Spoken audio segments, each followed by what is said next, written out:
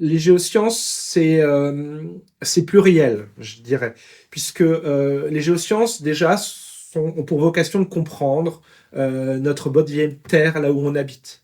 Alors, ce qui nous forme nos paysages, pourquoi j'ai des vallées, pourquoi j'ai des rivières qui coulent ici. La géoscience aussi permet d'appréhender le risque, pourquoi là j'ai des risques de tremblement de terre, de glissement de terrain et autres. Donc les géosciences ont un impact direct sur la vie des gens, sur les coulées de boue par exemple, ou tout l'aspect concret. Et les géosciences ont un aspect, encore une fois, je me répète, mais fondamental pour notre vie, puisque nous avons des écrans partout, nous avons des matières premières issues de la Terre, comme les métaux qui nous permettent d'avoir nos téléphones, nos écrans, nos batteries de voitures avec le lithium. Et pour ça, les géosciences permettent d'accompagner cette transition entre un monde hydrocarbure et un monde décarboné.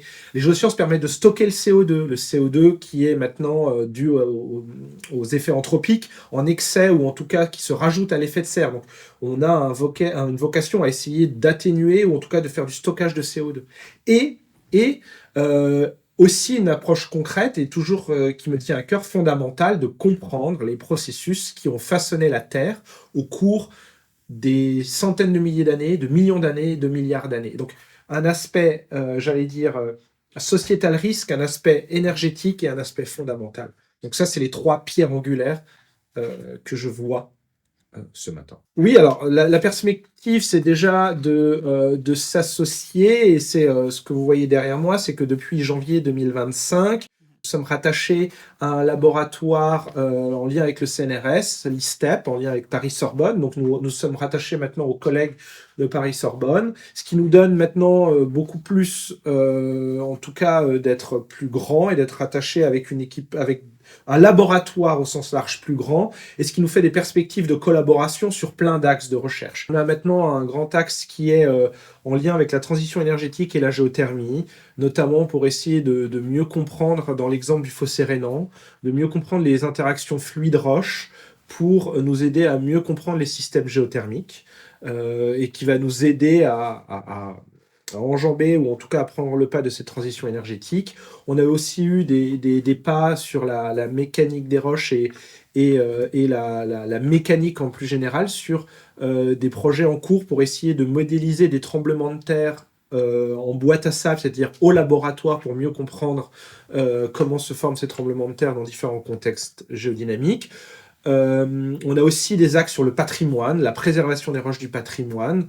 J'essaie de couvrir tout pour ne vexer aucun de mes collègues, que j'en fais coucou. On a aussi en axe, moi, la tectonique, sur la compréhension des processus d'océanisation, comment je forme un océan. Je pense qu'on a un déficit de géosciences.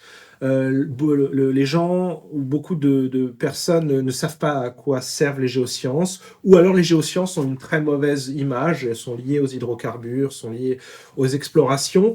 Les géosciences sont clés à l'heure actuelle, et c'est tout l'inverse, puisque je suis en train d'être filmé avec une caméra qui est liée avec des métaux qu'on trouve et qu'on doit exploiter pour accompagner cette transition énergétique. Donc les géosciences, à l'heure actuelle, ont un rôle clé, notamment les terres rares ou d'autres éléments. Et donc, je pense que nous, notre démarche, c'est d'essayer de montrer l'intérêt, ou voir quels sont l'intérêt des géosciences et comment les géosciences vont jouer un rôle clé à l'heure actuelle pour cette transition énergétique.